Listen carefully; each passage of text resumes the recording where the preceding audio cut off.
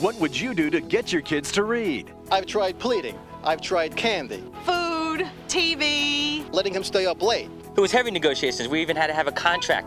Now you don't have to bargain or plead to get your kids to read. Just give them Sports Illustrated for Kids. Here's why. It's exciting, so they're excited to read it. Sports Illustrated for Kids is a fun magazine. He's always reading and always asking us questions. We have found Mark blooming with reading. Kids love everything from the puzzles and posters to the sports stars, mazes, and games. I like the trivia math questions because it helps me on my math skills. I like Hot Shots because it tells about kid athletes. They're excited to turn the page because of the fact that they can read about their hero as well as children their age. Fun Facts No and Tell is what Mark will use to stump Dad. I like Buzz Beamer a lot because he's a goof. Sports Illustrated for Kids is more than just fun, it's an education. This opens up avenues to all sorts of educational values. Sportsmanship, self-esteem, teamwork. They're learning, they don't even realize it. As a coach, it really helps the kids learn how to play the game. Sports Illustrated for Kids should be in every classroom. Call now and get a year's worth of Sports Illustrated for Kids for 4 monthly installments of $5.99. Save over 20% off the cover price. Your kids will love getting it in the mail with their name on it. He's proud to have his name on. He feels like he's a part of something much bigger. Give it to your children or grandchildren today. Our granddaughter is 10 years old, and she insisted that we give her a subscription to Sports Illustrated for Kids because all the kids at school were talking about it. Giving Sports Illustrated for Kids is a gift of learning, a gift for a lifetime. So call now, use your credit card, and discover what millions of parents already know, that Sports Illustrated for Kids is the magazine that your kids will love. Now that Mark is reading, I can't get him to stop reading. My son is reading now because of Sports Illustrated for Kids. We think reading is #1 in importance, and this is an easy way to start that process. Sports Illustrated for Kids is an awesome magazine.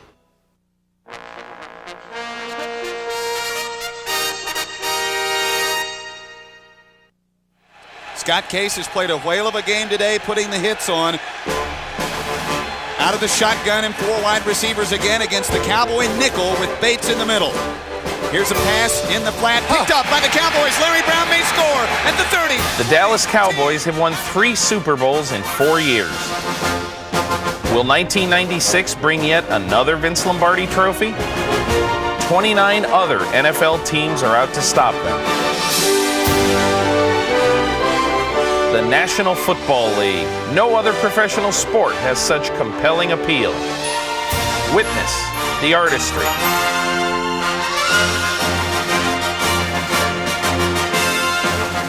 The intensity.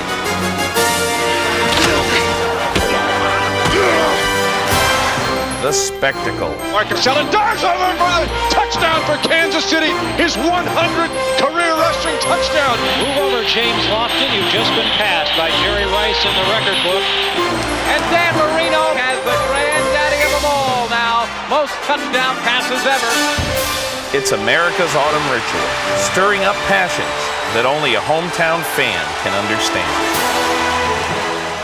I'm Peter King of Sports Illustrated, your host for the 1996 Houston Oilers Video Yearbook, featuring a retrospective of last year's team entitled A New Attitude, the story of the 1995 Houston Oilers, plus a pair of Oiler classics, a look back at the 1979 AFC title game and a profile of Earl Campbell.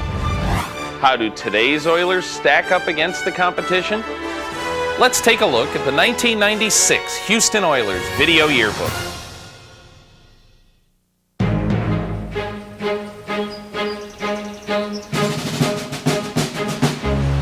For the Houston Oilers, the 1995 season produced a sense of renewed hope. A chance to rid themselves of the frustration and disappointment of their 1994 campaign.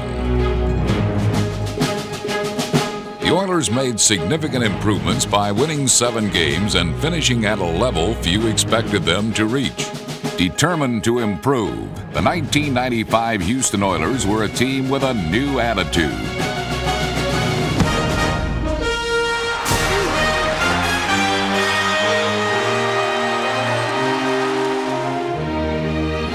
Chandler steps up in the pocket, he's throwing the ball deep. Sanders has it! Touchdown! Rodney up across the 5, down to the goal line and in. Rodney Thomas. And Chandler will off the ball to the end zone right side. Haywood Jeffries!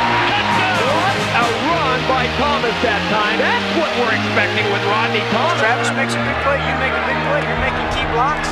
You'll make a big play before it's over. And Chandler on first down drops straight back, and he's looking deep, and he's throwing. He's got his man Sanders. Touchdown! And once again, the kid makes a huge play. Now throws the ball deep to the end zone. It is caught! Chris Sanders!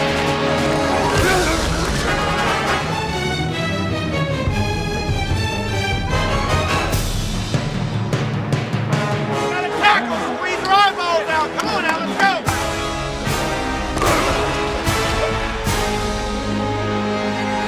Stay after him. That's what you got to do. You got to kick the out of him.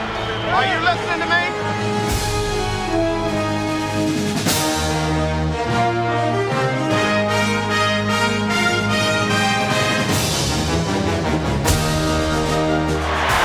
Hey, we're going to win the game.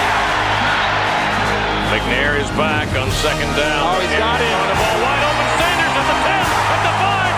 Touchdown! Chris Sanders from Steve McNair. Coming from all over. Chandler throws to the end zone. Touchdown! Haywood Jeffrey. Oh, boy, have we seen an offensive explosion out here today.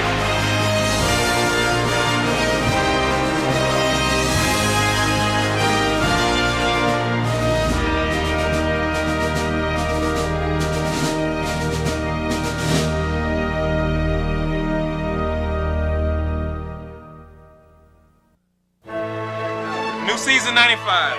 New record, new season. Houston's general manager Floyd Reese and head coach Jeff Fisher had a simple but important goal for 1995: to bring respectability back to the Houston Oilers. During the offseason, Reese and Fisher made sweeping changes in both their coaching staff and player personnel. 26 new faces were added to the Oilers roster. With a solid veteran nucleus already in place, key free agents were added, along with an exceptional rookie class. By opening day kickoff, Coach Fisher and his new-look Oilers were ready to do battle. Jacksonville Municipal Stadium was the site of the Oilers' first contest of the year. With quarterback Chris Chandler at the helm, the Oilers took the opening kickoff and pieced together their first drive of the year. Number 33, running back Gary Brown, would rush for over 100 yards on the afternoon. His 21-yard run-off right tackle would help set up the Oilers' first touchdown of the season. Chandler's back to throw. He throws left, and he's all alone. Touchdown, Haywood Jeffrey. Touchdown. The Oilers' defense dominated after that, sacking Jaguar quarterbacks 4 times. Rookie defensive end Anthony Cook recorded 2 of those sacks. Way to go, D! Way to go! 4-man rush, hand off to Thomas, up the middle. Rodney, big hole up the middle, outside 30. Break the tackle, 25-20. Thomas's run set up an Al Del Greco field goal and provided the Oilers with a 10-3 advantage. Cornerback Darrell Lewis stepped in front of a Mark Brunell offering on the Jaguars' final drive, preserving the Oilers' first victory of the season. That's the way to win it, baby. That's the way to go, Al. Let's go.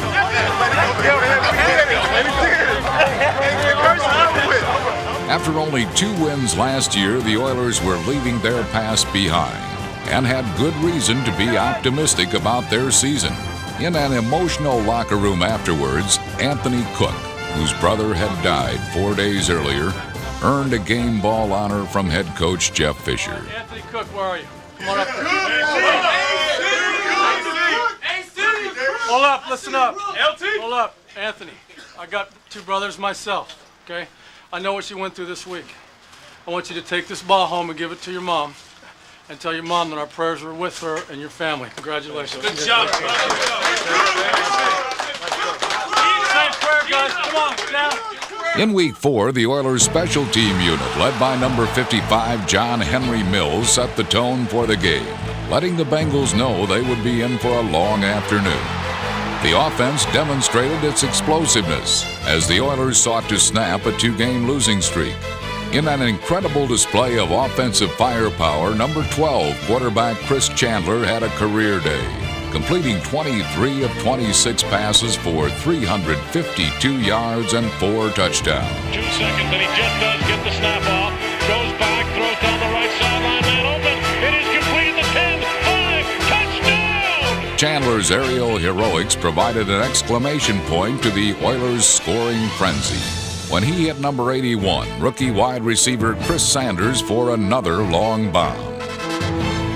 At 2-2 in the AFC Central, the Oilers had climbed back to the 500 level. For quarterback Chris Chandler, the victory was proof that the offense he was leading was making bold strides in 1995. Under the direction of offensive coordinator Jerry Rome, this savvy veteran led a rejuvenated Oilers offense. For the record, Chandler threw for nearly 2,500 yards and 17 touchdowns. His completion percentage of 63% was 5th best in the NFL. In his 9th year with Houston, wide receiver Haywood Jeffries grabbed 8 touchdown passes, along with leading the team in receptions. He also joined the NFL's Elite 500 Career Reception Club, and now ranks 2nd on the Oilers' all-time catch list. The Oilers also received tremendous contributions from wideouts number 82, Travis Hanna, number 83, Malcolm Sebron, and number 86, Derek Russell. Another weapon in their offensive arsenal was tight end Frank Wycheck, who finished the season with 40 receptions, 3rd highest on the team. But much of the success of the offense can be attributed to the men in the trenches. This tough, tenacious offensive line consisted of Brad Hopkins, Kevin Donnelly, Irv Eatman, along with 2 Pro Bowl performers, Mark Stepnoski and number 74, Bruce Matthews. These men up front made drastic improvements, allowing 33 less sacks than the previous year. The line blasted open huge holes for running backs number 33, Gary Brown, number 48, running back Todd McNair, who also finished 2nd on the team in receptions. Number 35, Marion Butts, was the Oilers' go-to guy on 3rd and 1, converting 93% of his attempts, best in the NFL. Clearly, the Oilers' dedication for improvement in their offense in 1995 was by all measures a success.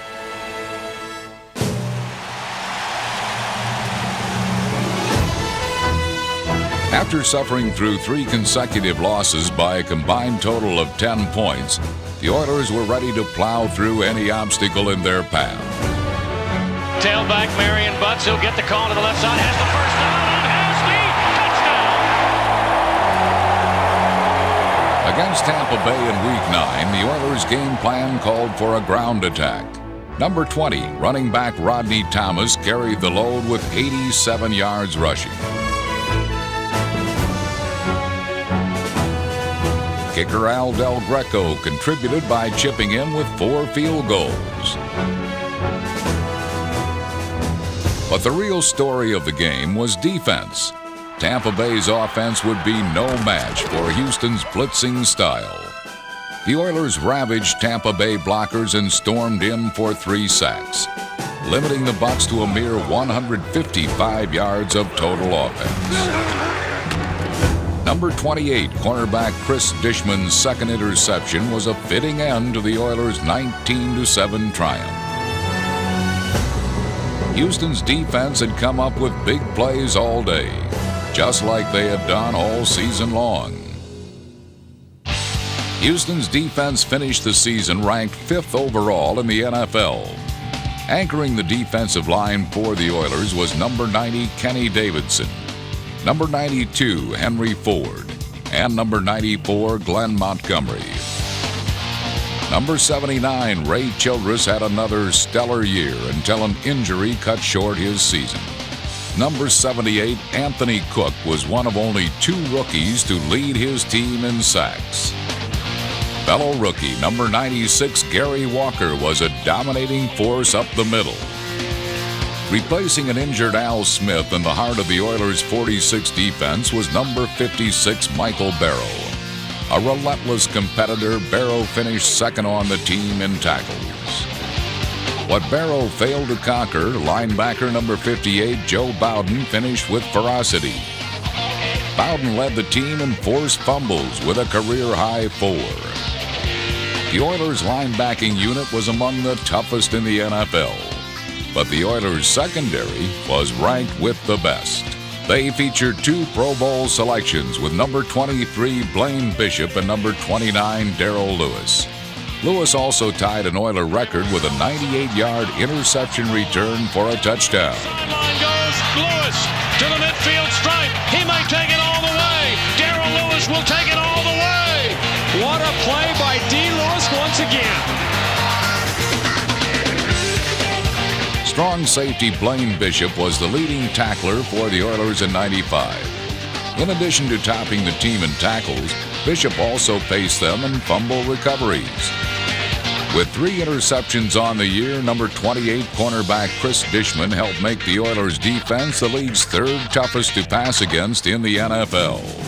And in Week 10 against the Browns, this hard-nosed defense would strike again. The Oilers forced 5 Cleveland turnovers that would haunt the Browns as the Oilers capitalized by converting them into 20 points. They fake the handoff to him. Chandler's running right. Here comes Riddick. After him, Chandler gets away, cuts it up, and takes it in. In an impressive performance, the defense all but shut down the Browns' passing attack. Number 90, defensive end Kenny Davidson intercepted his 2nd career pass. Number 29, Darrell Lewis, the team leader in interceptions for the 2nd year in a row, swiped his 6th of the season. Quarterback Chris Chandler had the offense firing on all cylinders, connecting with number 83, Malcolm Sebron, and number 84, Haywood Jeffries, 4 touchdowns.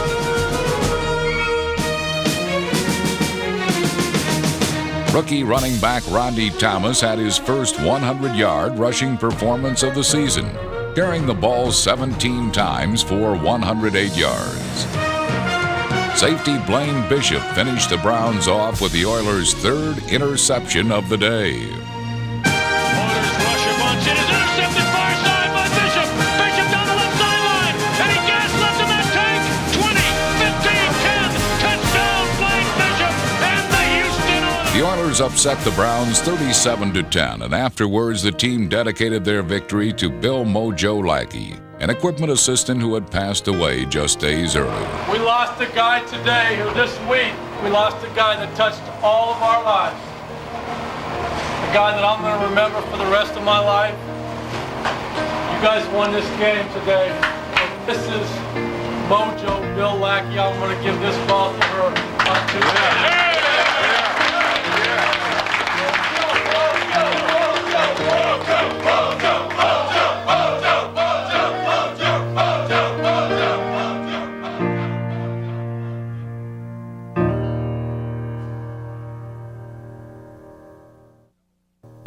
In front of a national television audience in Week 12, the Oilers faced the AFC's top-ranked team, the 9-1 Kansas City Chiefs. The Oilers would prove on this night that they had the talent and determination to play with the NFL's best. After falling behind, the Oilers fought back when Chris Chandler scrambled and then found number 81, Chris Sanders, in the back of the end zone. In the second half, the Oilers' defense began to flex its muscle as the game turned into a defensive struggle. Trailing 13-6 with under 2 minutes remaining, the Oilers had one last gasp on 4th down. Buys time, rolling to his right. Now throws the ball deep to the end zone. He got it. It's caught. Chris Sanders catches it. Goes up above everybody. Unfortunately for the Oilers, their last-minute heroics would not be enough, as the Chiefs pulled out a victory in the game's closing seconds. It was a bitter defeat for the Oilers, but this team would not dwell on their loss. Instead, they would rebound the following week. Houston returned home for a showdown with Denver. After the Broncos took an early 3-0 lead, the Oilers retaliated on their second play from scrimmage. Thomas trying to get to the corner right side. Breaks the 30, 35, 40. Down the right sideline, 50, 45, 40. Rodney Thomas could go all the way. 10, 5, and tackled at the goal line. Give it to him. Give it to him. Rodney Thomas and the Oilers. When Chris Chandler connected with number 81 Chris Sanders for a 36-yard scoring strike, the Oilers took a lead they would not relinquish. The Oilers devastated Denver, producing 448 yards of total offense. Throws over the middle of Jeffries at the 6. He cuts left. Haywood Jeffries spins in. Touchdown. Jeffries from Chandler from 12 yards. Touchdown Oilers. Houston exploded for 42 points, including Chandler's second touchdown pass to rookie Chris Sanders. With their performance against Denver, Chris Sanders and Rodney Thomas typified the type of success Houston's rookie class enjoyed all season. Throughout 1995, rookie wide receiver Chris Sanders was a prime example of the Oilers' exciting new offensive approach. With his acrobatic catches, number 81 made an immediate impact on the Oilers' offense, leading the league with 23.5 yards per catch. He's got his man.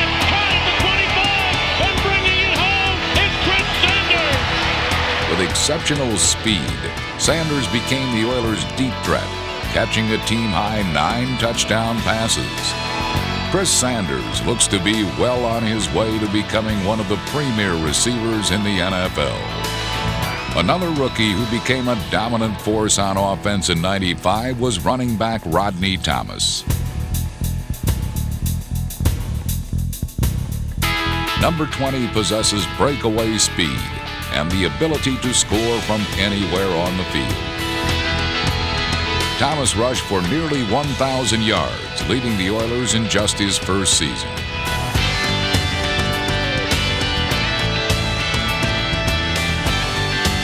He demonstrated his versatility as well, with 39 receptions out of the backfield this season. Chandler drops back, pumps, throws, and touchdown Oilers! It is Rodney Thomas! Many believe Rodney Thomas has the talent to lead Houston for years to come.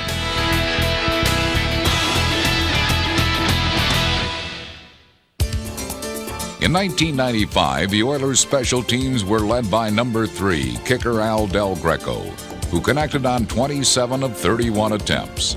His 14 straight field goals is now the longest in Oiler history. In his first year with the Oilers, number 21, Mel Gray, the NFL's all-time kick returner, averaged 22.3 yards a return. He also became the first Oiler to average 10 yards or more on punt returns since Billy White Shoes Johnson in 1977.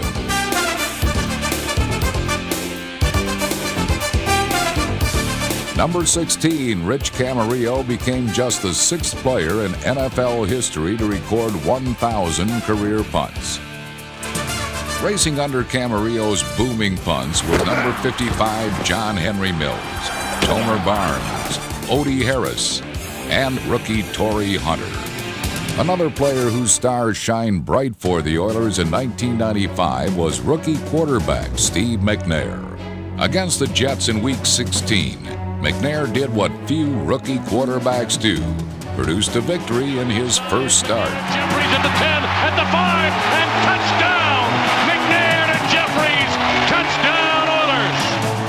McNair wasted little time in flashing the brilliance that made him Houston's number 1 draft choice, connecting with Chris Sanders for a 53-yard gain. Facing a relentless blitz all day, number 9 picked apart the Jets secondary, driving the Oilers to their second touchdown of the day. He'll take the snap and give off to Marion Butts, and he goes in untouched. Touchdown Butts, and the Oilers from 1 yard out. The Oilers' 23-6 victory was a convincing triumph and gave Houston its 6th win of the season.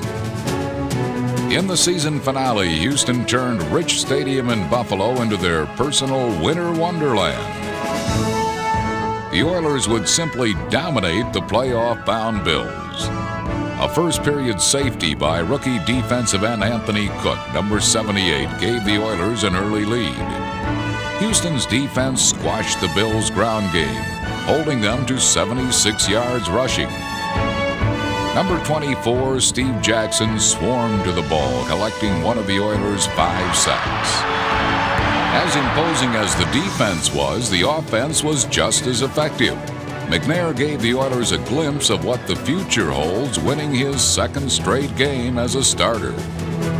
McNair's touchdown pass to number 89, tight end Frank Wycheck, put the finishing touches on Houston's season-ending victory. McNair drops back. McNair throws the ball short to Wycheck at the 30, 25, 20, 15, 10, straight out for ball. What a play! And he is in! Frank Wycheck using a good old-fashioned straight arm. Home for a touchdown, a 36-yarder. The Oilers closed out 1995 with back-to-back victories, finishing the season at 7-9, and in the process earned themselves some unlikely admirers. The Houston Oilers have much to look forward to next season. Defensively, the Oilers will look to number 96, Gary Walker, number 92, Henry Ford, and number 78, Anthony Cook, to apply the pressure up front. Also looking to get after the ball will be linebacker Michael Barrow and Joe Bowden. Along with number 54, Al Smith, who returns after an injury in 1995. The Oilers also return safety Marcus Robertson to a secondary which features Darrell Lewis, Blaine Bishop, and Chris Dishman. On offense, the Oilers will look for even bigger things from their outstanding rookie class, including quarterback Steve McNair, running back Rodney Thomas, and wide receiver Chris Sanders. Houston will also add the services of wide receiver Willie Davis to an already impressive lineup of wide receivers. Houston succeeded in its quest for improvement and can be proud of their accomplishments in 1995. But it's a never-ending quest for excellence. With a team of tangible talent, the Oilers are ready to match aptitude with attitude. And in 1996, with a new attitude, anything is possible. Now that you've seen the Houston highlight, let's take a trip back into Oilers history.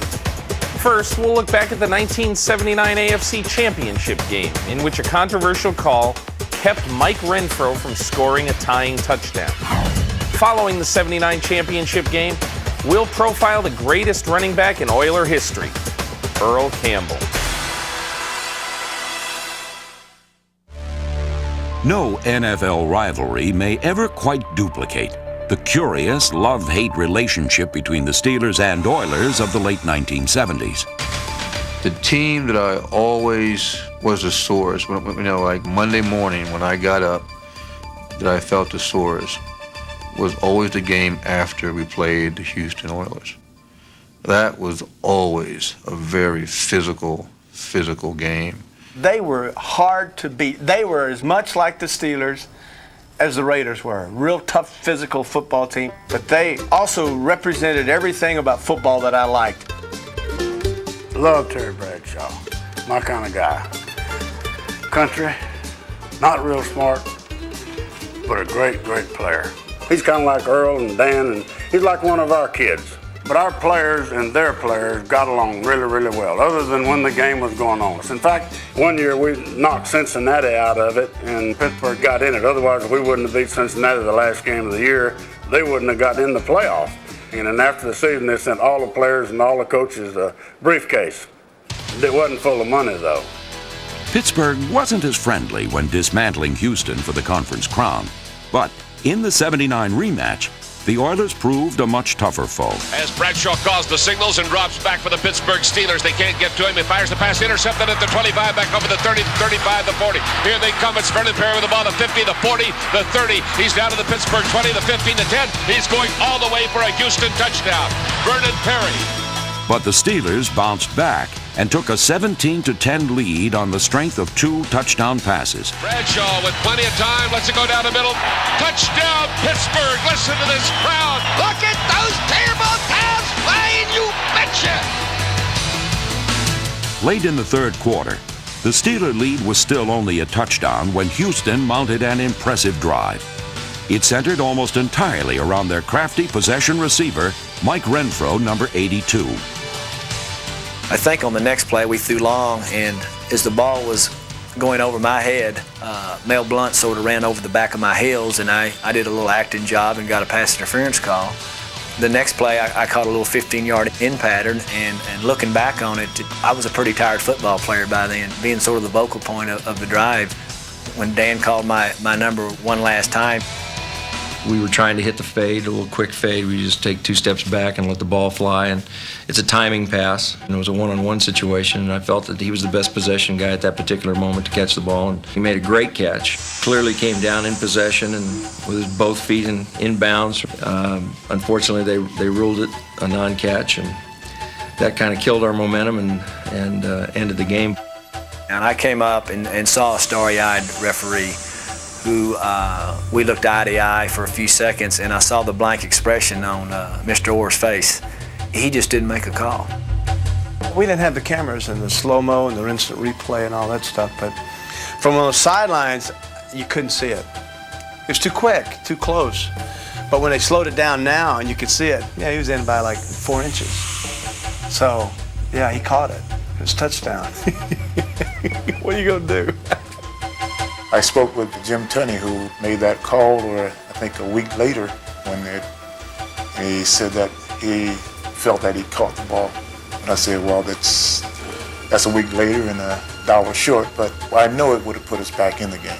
Gave us something to go on, gave us a motivating factor.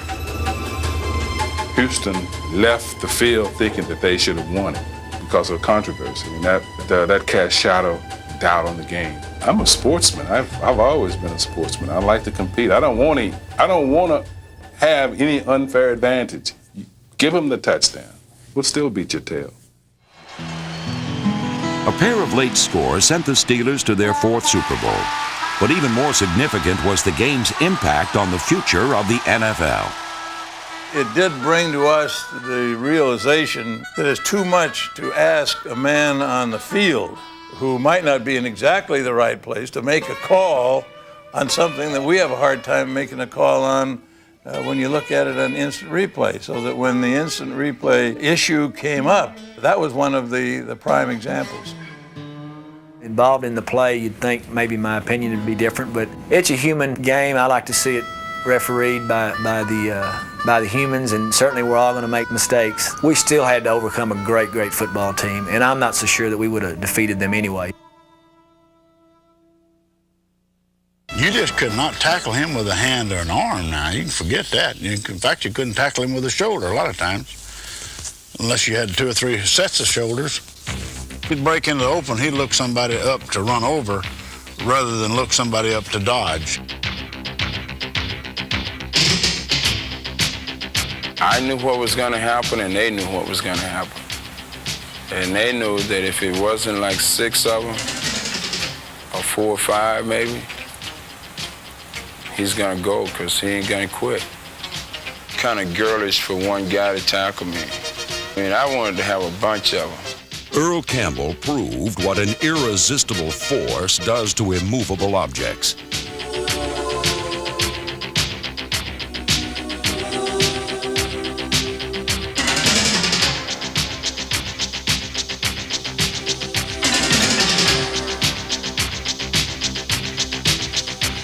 We played Washington one year. I wish you'd look the film up or get somebody to look it up. He made a 9-yard touchdown run, and I swear I believe 7 people hit him in that 9 yards. It's the best run I ever saw him make.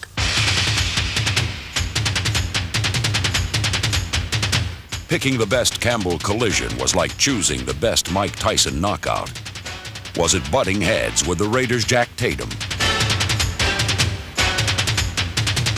Or trampling the Rams' Isaiah Robertson? You hit that guy Isaiah right, he ain't gonna want to play football. And I could not believe just for a second that he planned on tackling me standing that tall. So I figured the best thing to do to put my head down. He fell. I kept running. While no one ever finished off a play like Campbell, there was one thing he never finished.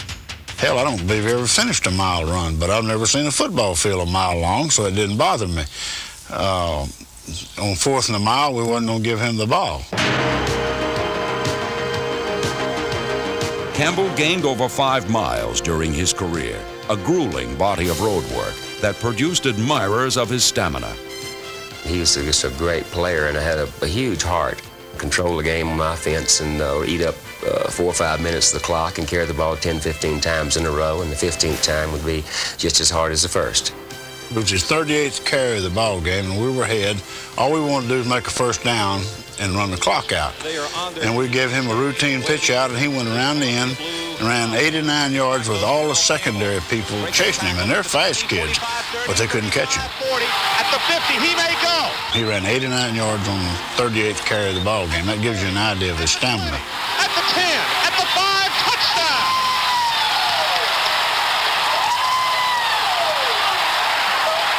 On every team he ever played on, Earl Campbell has been the centerpiece.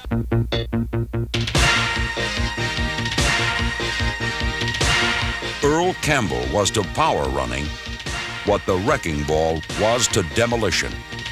Both hit things, and things collapsed.